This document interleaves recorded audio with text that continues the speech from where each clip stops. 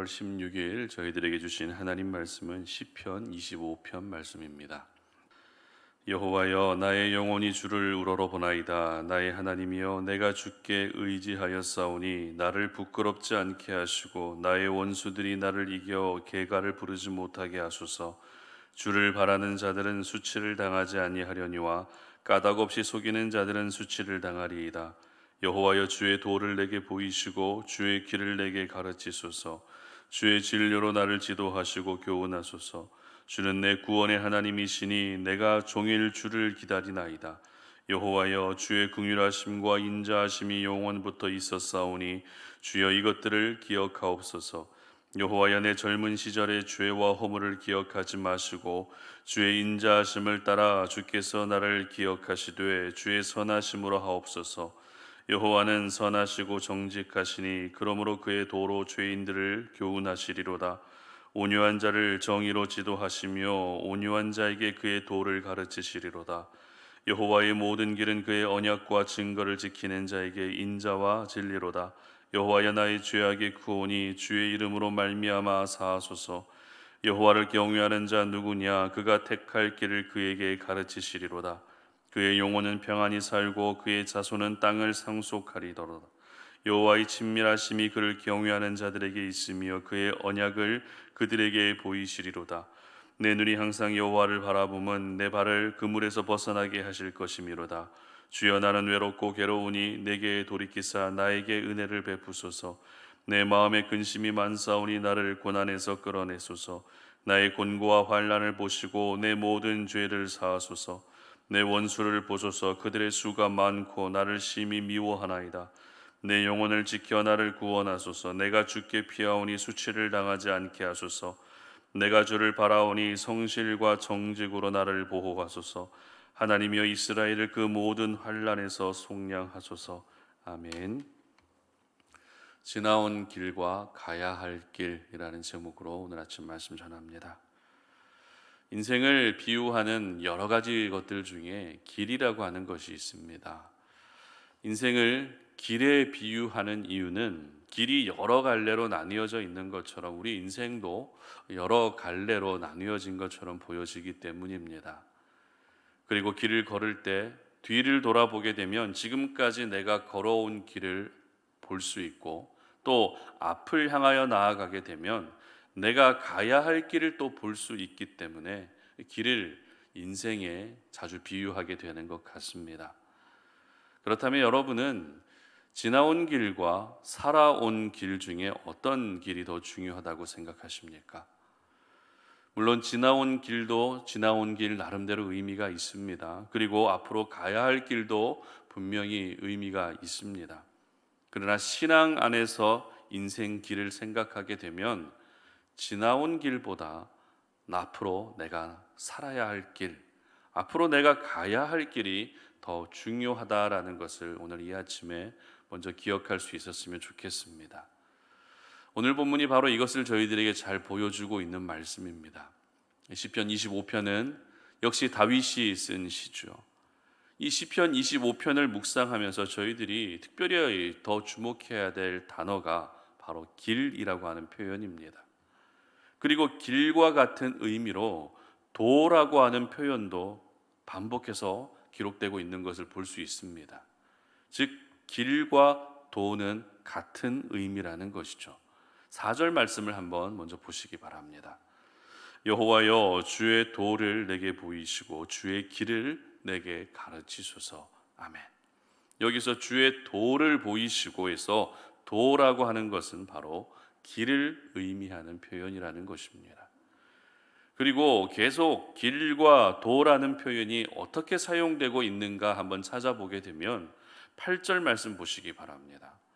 여호와는 선하시고 정직하시니 그러므로 그의 도로 죄인들을 교훈하시리로다. 그리고 9절입니다. 온유한 자를 정의로 지도하시며 온유한 자에게 그의 도를 가르치시리로다. 10절입니다. 여호와의 모든 길은 그의 언약과 증거를 지키는 자에게 인자와 진리로다. 그리고 마지막 12절입니다. 여호와를 경외하는 자 누구냐? 그가 택한 길을 그에게 가르치시리로다. 아멘. 이처럼 오늘 시편 25편에서 다윗은 길과 도라고 하는 표현을 반복해서 사용하면서 자신의 인생을 길에 비유하고 있습니다. 그리고 하나님이 원하시는 온전한 길을 가는 것이 바로 자신이 살아야 할 삶이다라는 것을 믿음으로 고백하고 있었던 것입니다. 특별히 다윗은 길과 도라고 하는 표현과 함께 6절과 7절에서는 기억이라는 표현을 또 반복해서 사용하고 있는 것을 볼 수 있습니다. 여러분, 기억이 어떤 의미죠? 이 기억에 대한 사전적 정의는 이전의 인상이나 경험을 의식 속에 간직하거나 도로 생각해내는 것을 기억이라고 합니다. 즉, 기억이라고 하는 것은 지나간 과거의 시간에 더 초점이 맞추어진 것처럼 보여집니다. 그러나 이것은 기억의 사전적 정의만 생각하게 되면 이렇게 보게 되는 거고요. 우리가 조금 더 이 기억에 대해서 깊이 생각해 보고 믿음의 눈으로 해석해 보게 되면 결국 이 기억이라고 하는 과정을 통해서 우리는 어떻게 합니까? 앞으로 살아가야 할 삶을 준비하게 된다는 것입니다. 즉, 기억은 지나온 길에 초점이 맞추어진 것이 아니라 앞으로 살아야 할 길에 더 초점이 맞추어진 표현이라는 것입니다. 사전적 정의로는 지나온 길에 초점이 맞추어져 있지만 믿음의 해석으로 보게 되면 앞으로 살아가야 할 길에 더 초점이 맞추어진 표현이 바로 이 기억이라고 하는 표현이라는 것입니다. 저희들도 지나간 과거를 기억할 때 지나간 일을 후회하기 위해서 기억하는 것이 아니라 앞으로 더 나은 삶을 살기 위해, 더 나은 삶을 살 준비를 하기 위해 지나간 과거를 기억할 수 있어야 하는 것입니다. 이처럼 다윗은 시편 25편을 통해서 자신이 지금까지 살아온 지나온 길도 중요하지만 앞으로 살아가야 할 길을 준비하고 앞으로 살아야 할 길을 잘 살 수 있는 은혜를 구하고 있었던 것입니다. 오늘 보면 16절 말씀 보시기 바랍니다. 주여, 나는 외롭고 괴로우니 내게 돌이키사 나에게 은혜를 베푸소서. 이렇게 고백합니다. 다윗은 지금까지 자신이 살아온 길이 외롭고 괴로운 길이었고 지금도 여전히 외롭고 괴롭다는 것을 고백하면서 그렇기 때문에 나에게 은혜를 베풀어 주시옵소서 이렇게 구하고 있습니다. 왜입니까? 지금까지 지나온 길보다 앞으로 살아야 할 길이 더 중요하기 때문이죠. 이어지는 17절 말씀도 보시기 바랍니다. 내 마음에 근심이 많사오니 나를 고난에서 끌어내소서. 아멘. 다윗은 지금까지 살아온 길이 근심이 많은 길이고 지금도 여전히 근심이 많지만 그 고난에서 나를 끌어내 주시기를 구합니다. 왜입니까? 지금까지 지나온 길보다 앞으로 살아야 할 길이 중요하기 때문입니다. 한 구절만 더 보겠습니다. 18절입니다. 나의 곤고와 환난을 보시고 내 모든 죄를 사하소서. 아멘.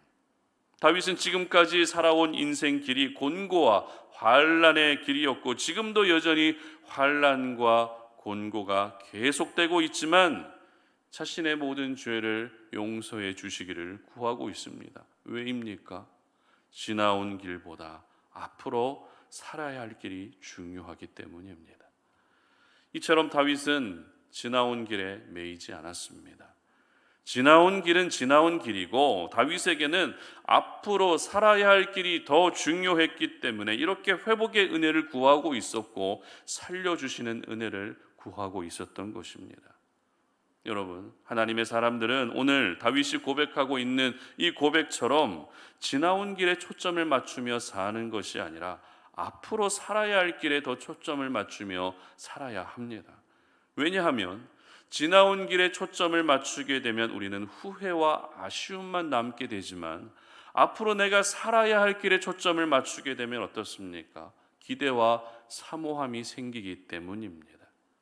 그러나 저희들은 인생길 위에서 습관적으로 뒤를 돌아보는 모습이 참 많습니다. 내가 얼마나 걸어왔는지, 그리고 내가 여기까지 오는 동안 어떤 일이 있었는지 뒤를 돌아볼 때가 참 많았던 것 같습니다. 이렇게 계속해서 뒤만 돌아보게 되면 우리는 앞으로 가야 할 길을 제대로 가지 못하게 됩니다. 뒤만 돌아보게 되면 지금 그 자리에 계속해서 머물러 있게 되는 것입니다. 다윗은 오늘 본문 처음과 마지막에 이러한 귀한 고백을 올려드리고 있는데요, 1절과 21절 한번 보도록 하겠습니다. 1절입니다. 여호와여, 나의 영혼이 주를 우러러보나이다. 아멘. 21절도 보시기 바랍니다. 내가 주를 바라오니 성실과 정직으로 나를 보호하소서. 아멘. 그렇습니다. 다윗이 고백했던 것처럼 오늘 저와 여러분이 오늘 이 아침에 바라봐야 할 분은 바로 하나님이십니다. 앞으로 살아야 할 길에 초점을 둔다는 것은 내 영혼이 주를 우러러보며 주를 바라보는 것을 의미합니다. 그럼에도 불구하고 지나온 길을 확인하기 위해서 뒤만 돌아보게 되면 우리는 하나님을 우러러보지 못하게 됩니다. 하나님을 온전히 바라보지 못하게 되는 것입니다. 다윗은 무엇보다도 하나님이 자신에게 도를 가르쳐 주시고 길을 가르쳐 주시기를 간절하게 구합니다. 왜냐하면 하나님이 원하시는 길은 지나온 길에 초점을 맞추어서 하는 것이 아니라 앞으로 가야 할 길을 가는 것이 하나님이 원하시는 것이기 때문입니다. 그렇다면 여러분은 어떠십니까? 지금도 여러분은 지나온 길을 확인하기 위해서 습관적으로 뒤만 돌아보고 계시지는 않으십니까? 그래서 과거의 상처와 그리고 쓴뿌리에 아직도 영향을 받고 계시지는 않으십니까? 하나님은 저와 여러분의 인생길을 가장 잘 알고 계십니다.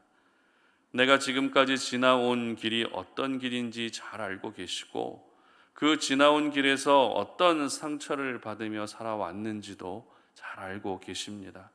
나를 가장 잘 알고 계시기 때문에 하나님은 오늘 이 아침에 저희들에게 지나온 길이 아니라 가야 할 길에 초점을 맞춰야 된다라고 말씀하십니다. 그러므로 여러분의 시선이 더 이상 지나온 길만을 향하지 않으시기를 바랍니다. 여러분의 시선이 향해야 할 곳은 앞으로 가야 할 길이며 그 길에서 나와 함께 동행해 주실 하나님을 우러러보는 것이라는 사실을 절대 잊지 않으시기를 바랍니다. 여러분, 우리가 죄를 지었다면 왜 회개해야 됩니까? 앞으로 가야 할 길을 가야 하기 때문입니다. 왜 살아가면서 우리는 매일 은혜를 받아야 됩니까? 앞으로 가야 할 길을 가야 하기 때문입니다. 왜 삶 속에서 하나님의 일하심을 경험하고 하나님의 살아계심을 매 순간 경험해야 되는 것입니까? 앞으로 가야 할 길을 가야 하기 때문입니다. 하나님은 오늘 저희들에게 가야 할 길을 가라고 말씀하십니다. 지나온 길에 매이지도 말고 그렇다고 지금 서 있는 현재의 길에 머물러 있지도 말고 오직 가야 할 길을 가라고 말씀하십니다.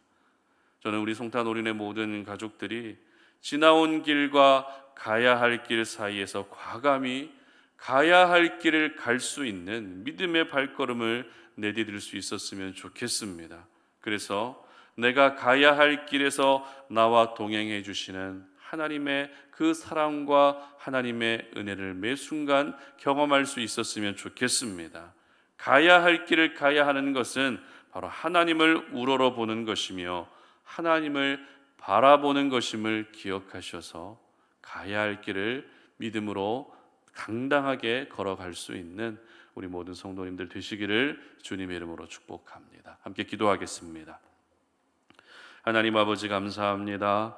오늘도 이 아침에 주의 성전으로 올라와 기도하며 하나님의 말씀을 의지하여 또 기도의 자리로 나아갑니다.